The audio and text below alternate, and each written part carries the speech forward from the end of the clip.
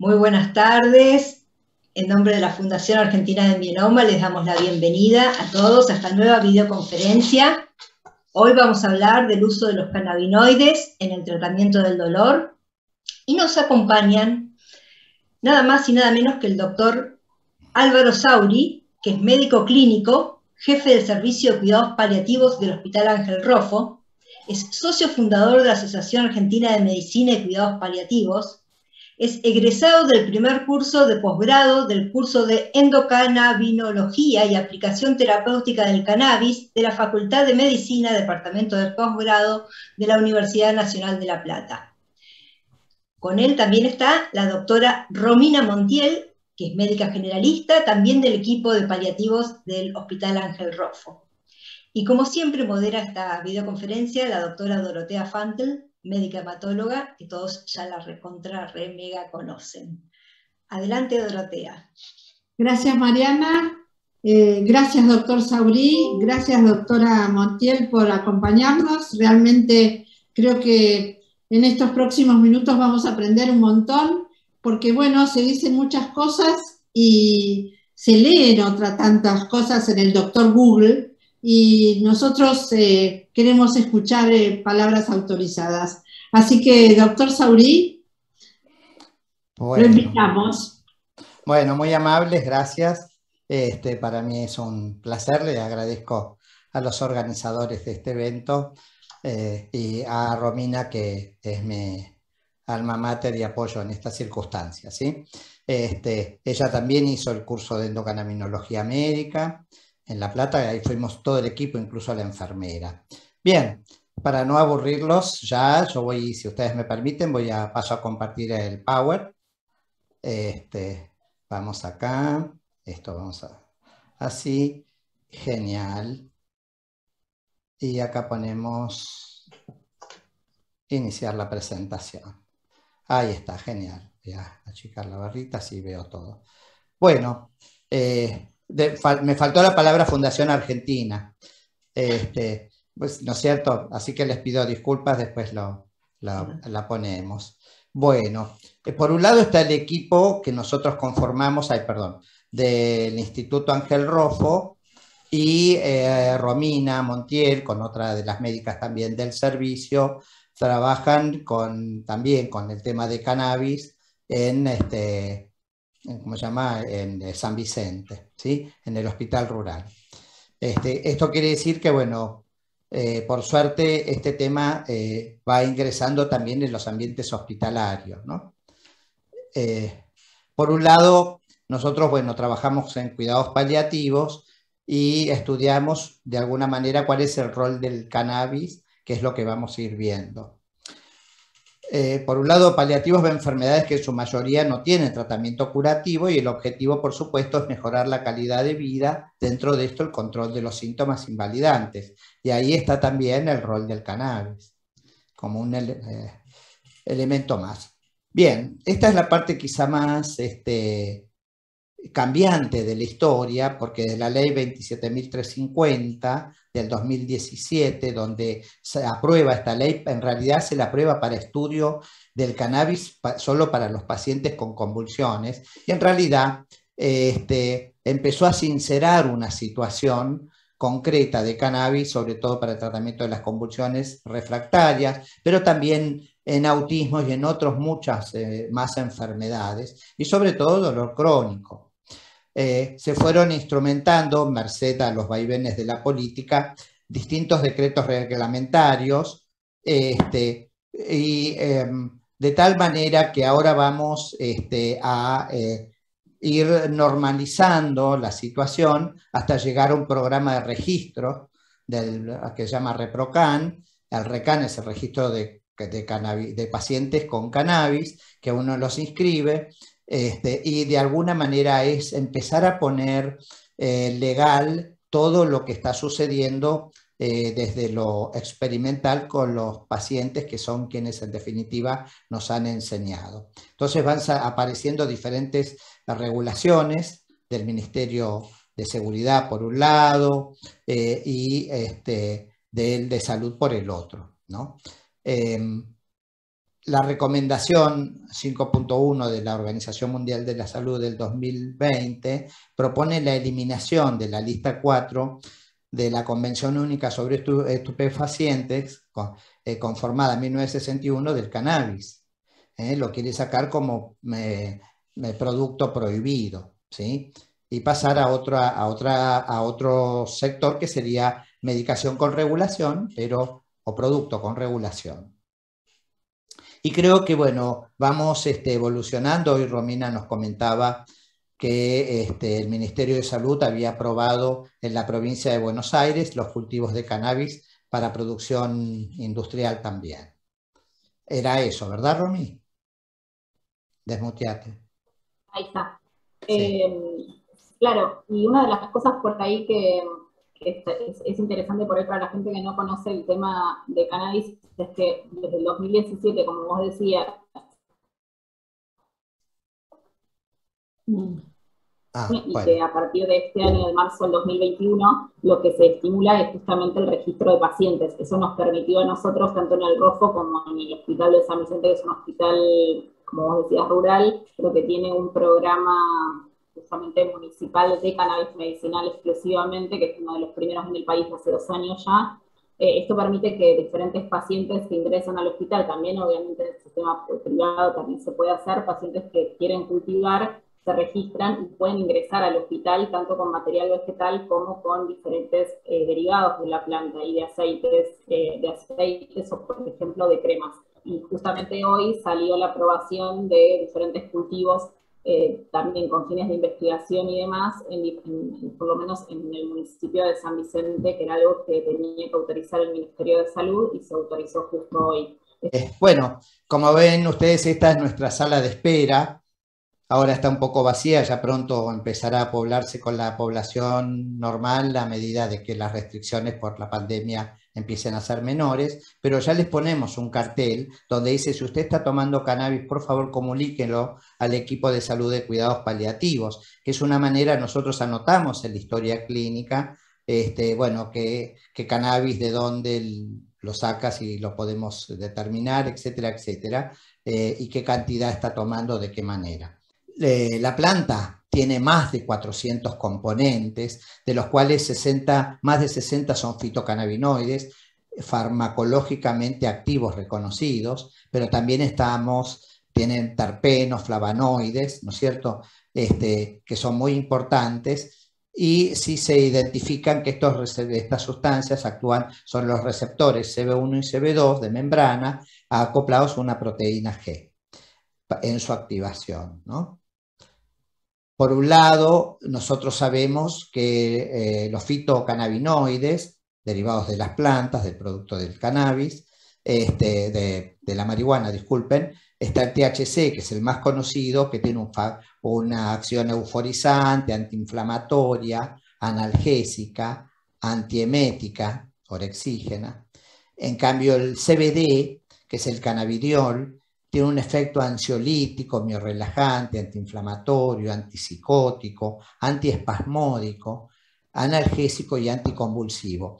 Y el CBD, combinado con el THC, hace que le quite al THC todos los efectos que uno diría negativos y le deje sus efectos positivos, digamos, terapéuticamente hablando. Entonces el CBD ejerce sobre el THC un efecto modulador.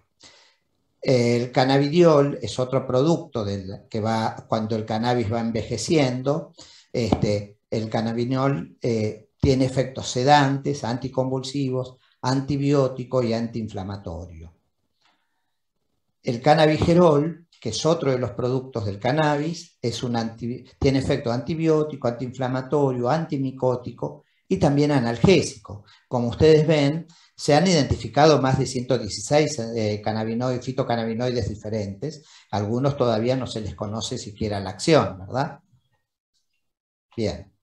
El cannabicromeno también, que tiene un efecto antiinflamatorio, antimicótico, antibiótico y analgésico. En cuanto a la biodinámica de estos fitocannabinoides, tiene una absorción muy rápida, inhalada.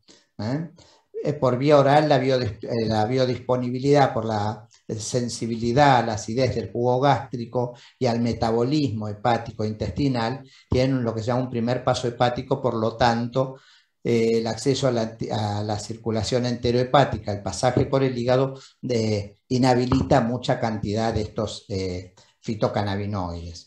Por lo tanto, se necesita mayor cantidad de THC para hacer efecto por la vía digestiva de la ingestión.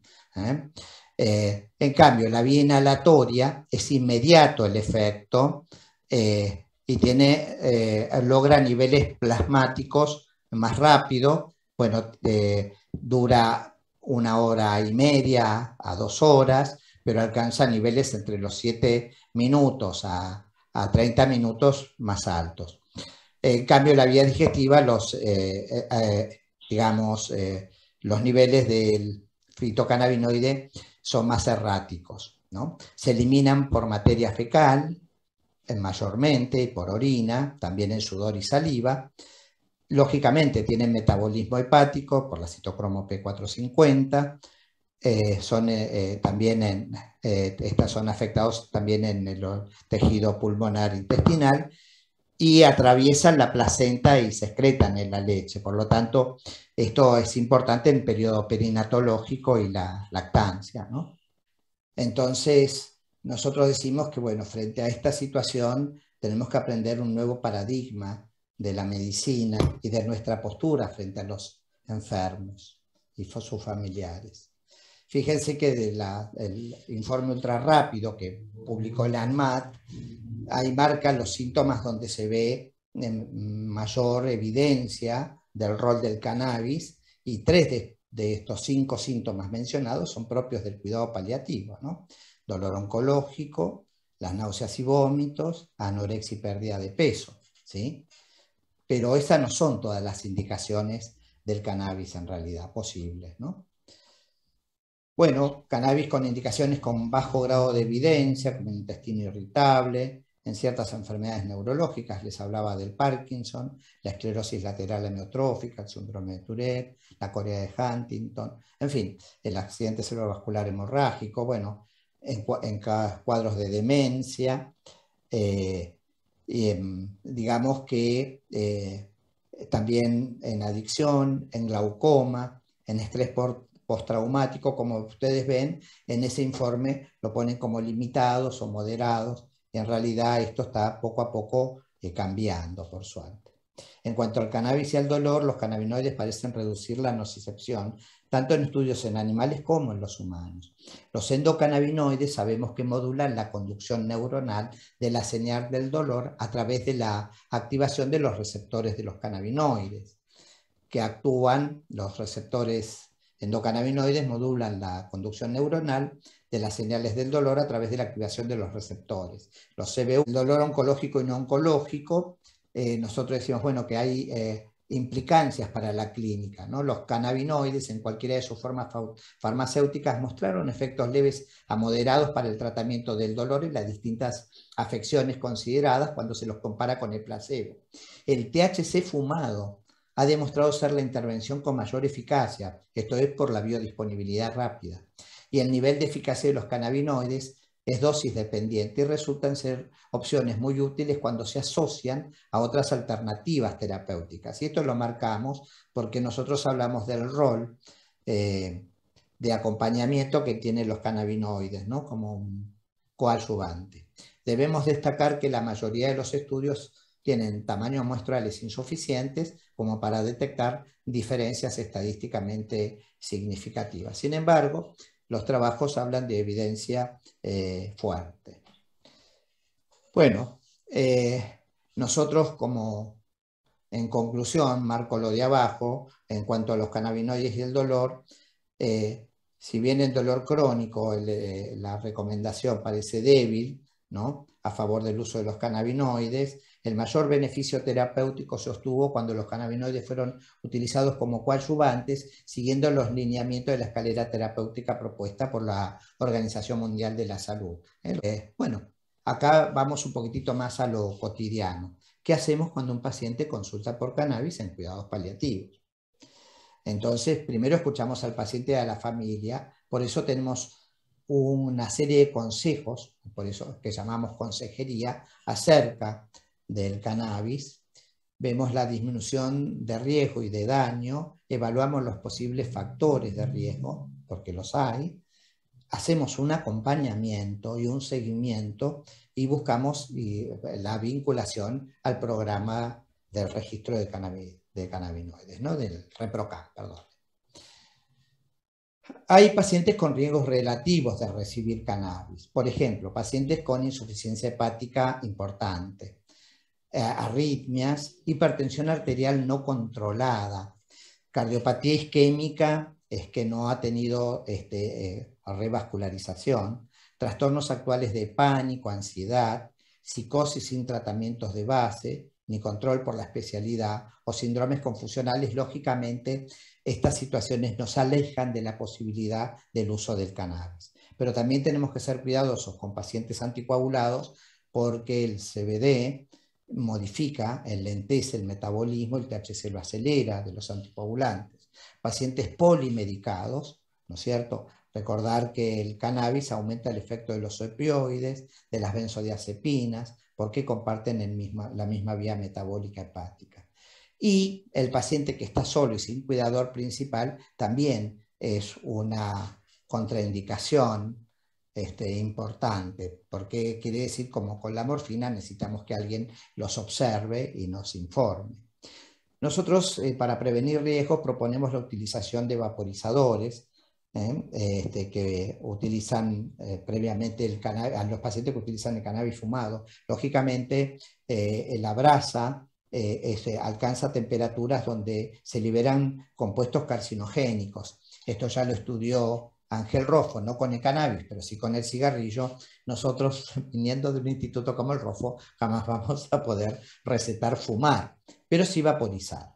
Lo interesante del vaporizador es que uno controla la temperatura y entonces evita la liberación de estos compuestos tóxicos. Es útil en episodios de reagudización del dolor. Nosotros sabemos la experiencia de los pacientes con dolor que hacen 2 o 3 caladas o una con su cigarrillo de marihuana y el dolor empieza a ceder a los pocos minutos.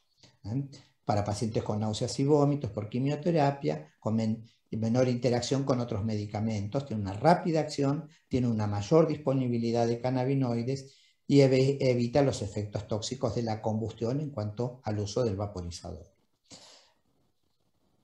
Romy, si querés intervenir con algo, interrumpime, como lo haces en el hospital cotidianamente.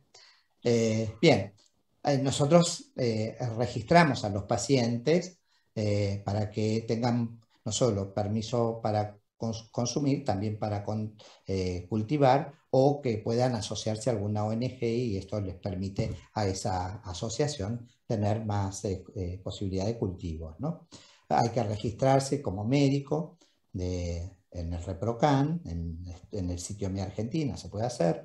Hay que vincular los usuarios que ya se registraron a través de un código de vinculación que les da el ReproCan, y se llena un formulario de solicitud de inscripción, que es una declaración jurada, y un consentimiento informado donde firman los médicos y el usuario, y esto se sube al sitio, que después deciden la aceptación.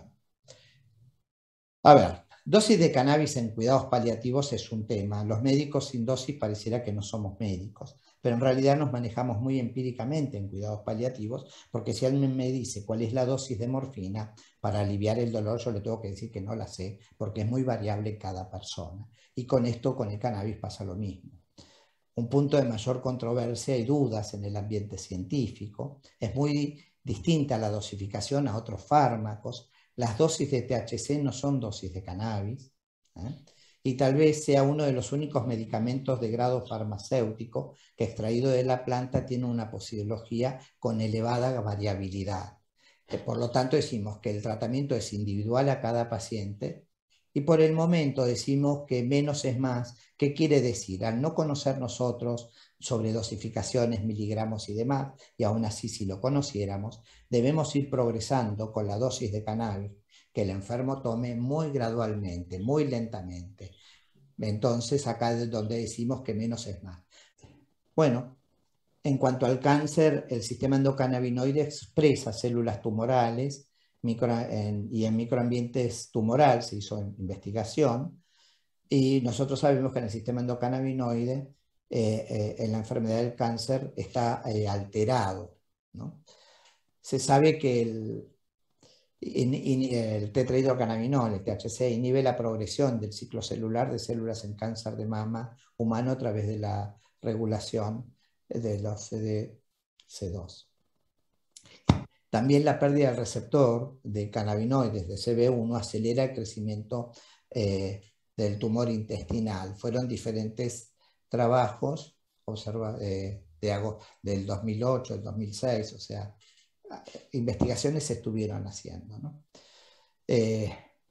Por un lado, no sé, Romy, si querías decir algo sobre esto. Perdón, yo quiero hacer una pregunta que justamente nos hizo una paciente sobre esto, que pregunta Irene, si hay alguna investigación hecha sobre los cannabinoides y la inhibición del crecimiento en las células tumorales.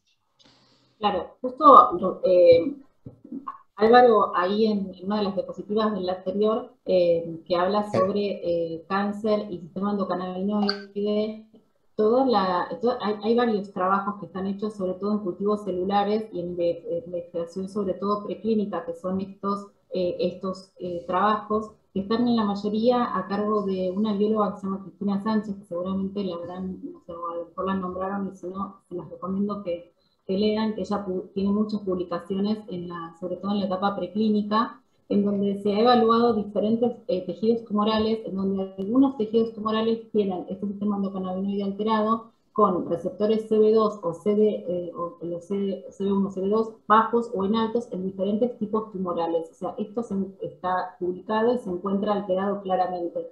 Y se ha comprobado que cuanto más alterado está, más agresivo es el tumor. De eso hay varias publicaciones. La mayoría, que es lo que ponía Álvaro acá respecto de cannabis y cáncer, para que esto sea una diana terapéutica, obviamente necesitamos lo que tiene que ver con la seguridad y la eficacia. Para eso, obviamente, hay investigación preclínica, investigación clínica y recién después un acceso universal. Sobre todo en cáncer, lo que más está estudiado es en cultivos celulares y animales. Si querés pasar, Álvaro, la próxima, ¿podés pasar la próxima? Sí. Hay muchas preguntas que son como mucho más específicas que tenemos, que nos hicieron llegar sobre esto, pero bueno, cuando terminemos entonces las formulamos así, vamos a lo específico, ¿no? Si les parece. En investigación, por ejemplo, preclínica, que esto sí también está publicado y hay diferentes publicaciones también del mismo grupo de investigación, está comprobado que esto sí es en cultivos celulares y también en animales, la disminución de la angiogénesis tumoral, la disminución de las migraciones de células tumorales, la activación de la apoptosis selectiva y el bloqueo de la división de células tumorales. Y los componentes que actúan en estos efectos son tanto el THC como el CBD, y el THC y el CBD combinados. Recién en la etapa clínica, si querés, esto se publicó recién este año, ya había algunos avances en la etapa de esta investigación clínica, pero recién este año se publicó. Esta publicación es un trabajo que se hace sobre seguridad y eficacia, es el único trabajo publicado en investigación clínica sobre glioblastoma recurrente, donde lo que se hace es una combinación de temozolomida y Sativex, que es un estudio doble ciego, pero es la única publicación clínica que hay sobre cannabis y cáncer. Este ensayo clínico, bueno, ahí está el dato, es como dijo Álvaro, sobre Sativex y temozolomida, y los objetivos primarios fueron la incidencia de efectos adversos, la seguridad entonces, y los objetivos secundarios fue la progresión libre de enfermedad en 6 meses y la supervivencia general.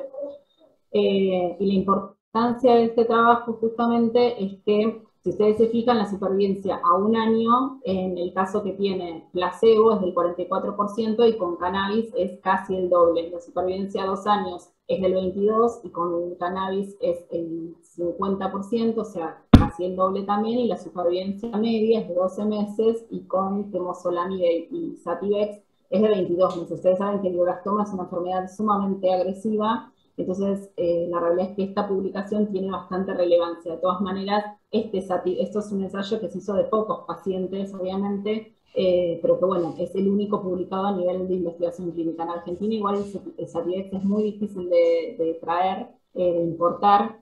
Sé que es un producto farmacológico que es una pulverización bucal que no hay en este momento, pero sí se saben, por ejemplo, las dosis de Sativex que se han utilizado para esos estudios.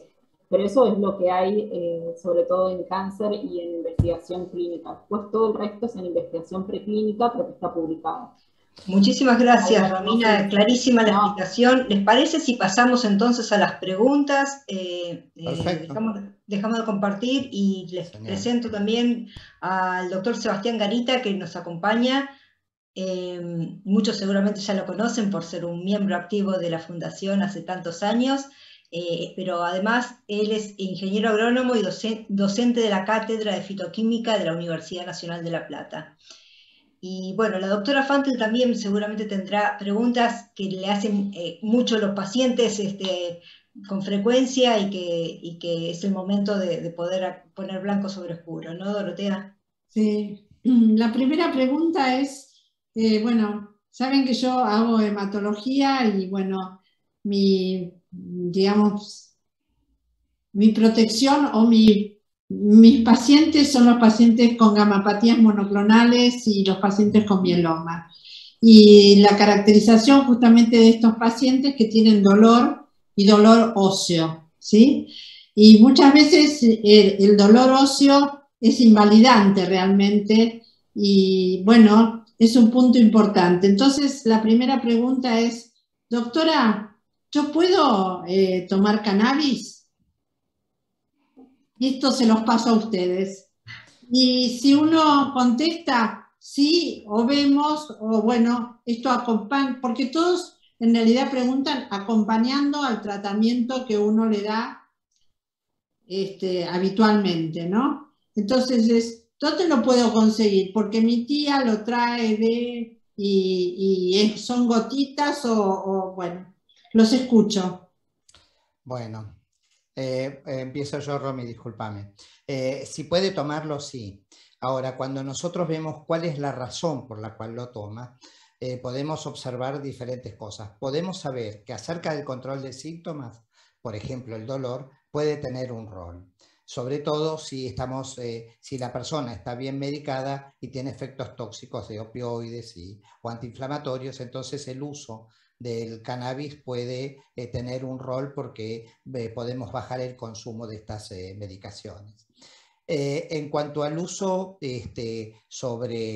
con la quimioterapia, con las quimioterapias clásicas no habría dificultad, porque eso está estudiado en otros países, de que podría ser coadyuvante. Ya lo vemos con la temozolomida. La gran duda que existe es con el uso de los anticuerpos monoclonales. ¿Por qué? Porque el CBD tiene un rol en el metabolismo de estas sustancias, donde lo puede enlentecer, y por el otro lado en la inmunomodulación, que está en estudio. No es que se descarta, pero se observa.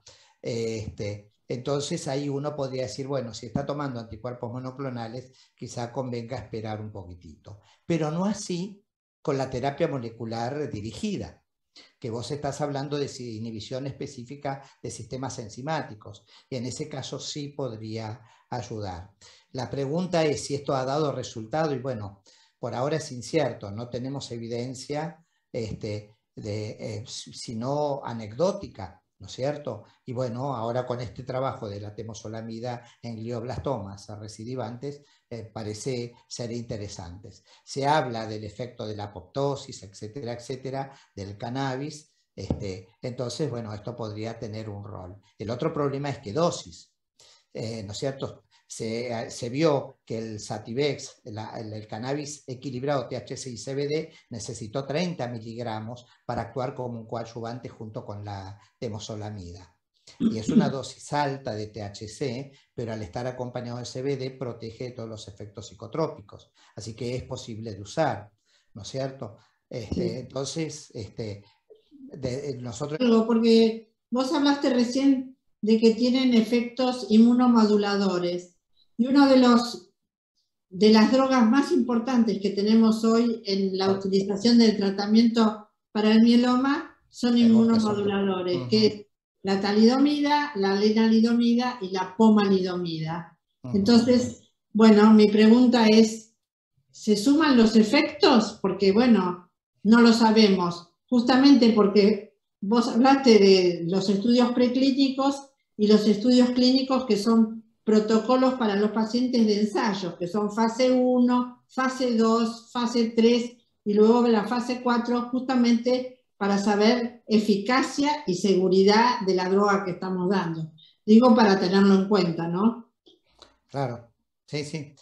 Por eso no podemos ser tan taxativos. Lo que sí podemos decir y compartir con ustedes es en cuanto al control de síntomas y la utilidad del cannabis, ahí no nos queda duda. Sin embargo, los aceites con concentraciones más bajas son los que se han demostrado en un tercio de los pacientes la mayor utilidad. Con pacientes con dosis mucho más altas, la demo, que es una manera de evaluar el consumo de morfina de los pacientes, encontramos que la respuesta no fue tan buena. Así que tenemos interrogantes interesantes para dilucidar por qué actúan unos con dosis bajas y otros no con dosis altas. También hay un concepto que no está muy aceptado en la farmacología clínica habitual, que es el concepto cortejo. En fitopreparados, el efecto cortejo es un efecto que está demostrado, donde un producto acompañado de un segundo, tercero o cuarto producto tienen una sinergia que resulta en un efecto terapéutico interesante. Por eso acá se habla del THC y el CBD combinados, y nosotros estamos seguros de que el rol no es ni de uno ni de otro, sino de la combinación de ellos dos en general, ¿no? Pero bueno, tenemos que aprender mucho, honestamente. Marian. No, Sebi tiene unas preguntas ahí del chat. Sebi. Sí, un paciente pregunta en caso de no tener la posibilidad de acceder a un vaporizador, que son por ahí un poco caros, y el paciente tiene la capacidad de fumar, ¿qué es lo que se recomienda? ¿Si fumar o ir por una vía de administración oral? ¿Qué le recomendás, Romy? El tema del cigarrillo no es solamente el proceso de la combustión, sino también se dice que, también hay pocos trabajos respecto a esto, pero en la práctica la realidad es que la concentración de los cannabinoides en fumar se pierde bastante, en la vaporización no, porque se puede controlar generalmente la temperatura. Entonces, la realidad es que el consejo, porque la vaporización lo que tiene es que tiene un efecto rápido, pero dura poco. Nosotros lo usamos en el hospital, tenemos vaporizadores y los prestamos, son caros, tenemos pocos, pero bueno, los vamos prestando, se van cambiando las boquillas obviamente, pero lo que hace es más que nada para el efecto, para el dolor más que nada las reagudizaciones o los cuadros más bien agudos o para trastornos digestivos previo a las comidas o previo a las quimioterapias para náuseas y vómitos. Lo que se sugiere es eso en la parte aguda y en la parte crónica, por ahí aceite como vía oral, como dejar algo de mantención de vía oral y el vaporizador para los procesos más que nada agudos. Pero de todas maneras, esto acompañado de un tratamiento sintomático. A veces muchos pacientes no necesitan la vaporización si tienen un buen control de síntomas con medicación estándar que funciona. Hay medicación estándar para náuseas y vómitos, también para dolor, sobre todo dolor óseo. Ajustar obviamente la medicación, reevaluar eso y usar el cannabis como, si se quiere, como un coadyuvante. Hay gente que le va muy bien y como dice Álvaro, va dejando los opioides y es valorable y uno lo acompaña. Pero la realidad es que yo, obviamente, si no tiene otra cosa y el paciente le parece, siempre evaluar riesgo-beneficio, que mejora con el cigarrillo, explicarle cuáles son las condiciones. Más que nada eso, pero nosotros no indicamos la realidad fumar marihuana más que nada por el tema de la combustión y de eso, pero sí el vaporizador y si no la vía oral o las dos cosas combinadas. Claro, y dentro de la vía oral, la vía sublingual, porque eso evita el primer paso hepático y mejora la efectividad del cannabis. Entonces a ese paciente le decimos no fume, hágase aceite, prepárese de otra manera, porque el daño del acto de fumar es mayor que el beneficio que puede tener. Esa es la verdad, ¿no es cierto? Acá somos taxativos, quizá nos gustaría que haya algún servicio social o que les compren vaporizadores y demás, y ahí estaríamos hablando de otra manera. Ya va a llegar, todo Bien. llega. Todo esto es muy reciente y si recién se está abriendo una puerta a esta nueva posibilidad terapéutica, así que me parece que hay mucho trabajo por hacer en ese sentido. Pues Marcela pregunta, si necesito usarlo, ¿qué profesional debería indicarme y cuál sería, bueno, la dosis ya dijiste, que la dosis es según cada paciente, por supuesto, pero ¿a qué profesional debería ver? Pregunta Marcela.